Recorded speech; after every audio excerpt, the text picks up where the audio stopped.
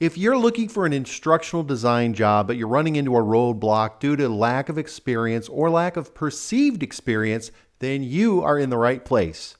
Hey, it's Jeff with YourLearningCareer.com, and today I'm going to share with you 9 tips to get experience in instructional design. Number 1, I recommend taking a skills inventory. Now, what do I mean by that? Basically, it's where you kind of sit down and really kind of map out what are the skills that you have versus what are the skills that you need to work on. Like, where do you really need to focus on getting the experience? When we do that, we sometimes realize that we actually have more experience than we thought we had. Now, to help you with this, I've actually created a worksheet. I'm going to link to that in the description below, but that asks some targeted questions to help walk you through some different scenarios and things that you may have done.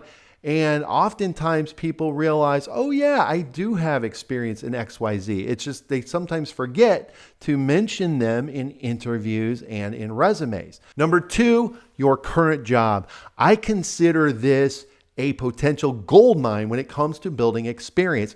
And part of that is because that is how I got my experience. Before, I didn't start out as a full-time trainer. I didn't start out as a full-time instructional designer.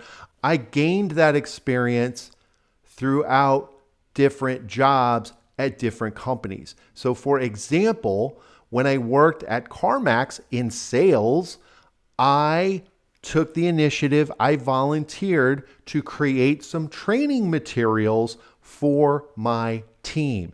And that's something you could do. Wherever you work, there are probably opportunities to create a job aid, to create a short training video, an explainer video, maybe even to create a short e-learning module, but you can take some initiative within your own department and volunteer to create things. And that's how you can start building up that experience. And that's experience that you can then talk about in an interview and or put on your resume. Number 3, volunteer organizations.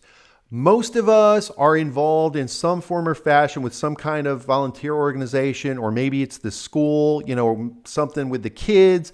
Could be something of your own interest, maybe it's community theater or you like to volunteer at the zoo. Doesn't matter.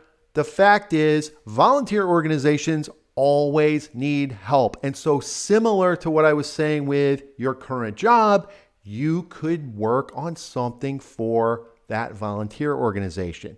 Let me give you an example.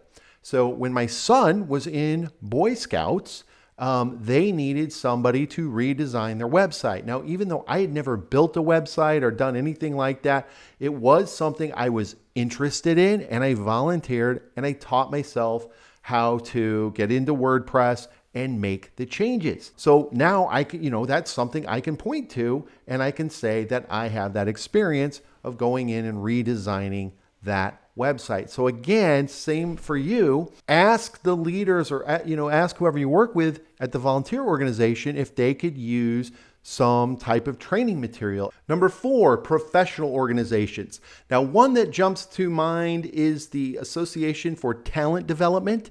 That is an organization specifically for learning professionals. So if you're looking to, getting connected and getting experience in instructional design, it's a great place to start.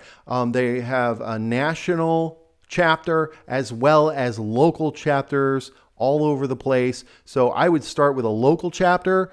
And, they have all kinds of events and things like that where you can learn the skills, build skills, make connections. So it's a great way to continue getting that experience. Number 5, and this one's kind of a cheat because you're already here, YouTube.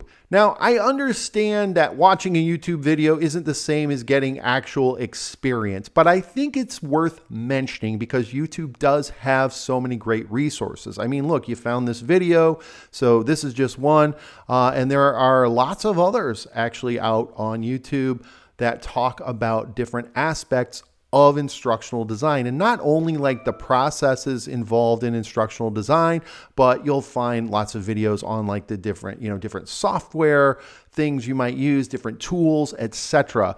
So I feel like YouTube is a great place to find information that can help you build your experience. Number 6, if you want to go a step further than YouTube, YouTube's pretty informal. If you want to take a little more formal route, there are also lots of great online courses out there. And there are places like, Udemy, Skillshare, LinkedIn Learning. These all have, again, lots of different types of classes. Number 7, building an instructional design portfolio. So this is a great place to get experience, as you put together a portfolio. And your portfolio doesn't have to be fancy. You don't have to have, you don't have to have your own website or anything like that. You're just simply creating examples that show what you can do. And by doing that, by creating the examples, you are getting experience. So building up that portfolio, creating, little mock projects, you can just make it up, create a problem and then build a solution for it. And it could be, it could be a facilitator guide, it could be a leader guide, it could be a job aid. It doesn't always have to be. A lot of times everyone runs around storyline. Hey, great. If you have something in storyline, that's fine. But guess what? Everything doesn't have to be storyline. You can be creative and, if you don't, because storyline's expensive. Like that doesn't have to be everything in your portfolio. You can build outlines because when people are looking at your experience, they want to know that you can actually look at a problem and solve it in the appropriate way. And guess what? Storyline isn't always the answer. So anyway, okay, I'll get off my my soapbox there.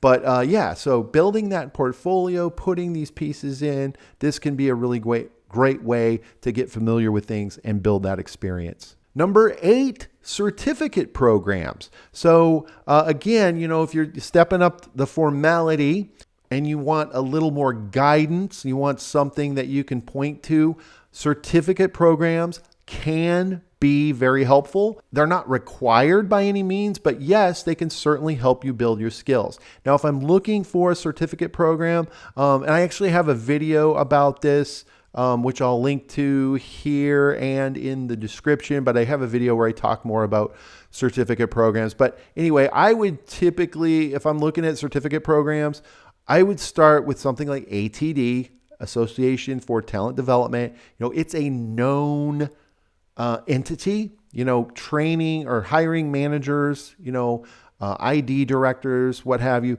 Most will have heard of ATD. So if you have a certificate from there, it will mean something, usually, or at least it'll be recognizable. And then another one I like is Langevin Learning. They're a train the trainer company. And I mention them because that's actually the first instructional design course or certification that I ever got. And one more I would mention too that I realize is colleges and universities. Oftentimes, actually, where I got my master's degree, they also had certificate programs for instructional design and e-learning design, things like that. So that could be something else. And again, I like those that are attached to a known entity like a university or college. I just feel like that's going to be more recognizable to the hiring manager. And speaking of colleges, so that'll be number 9. My number 9 way for you to get experience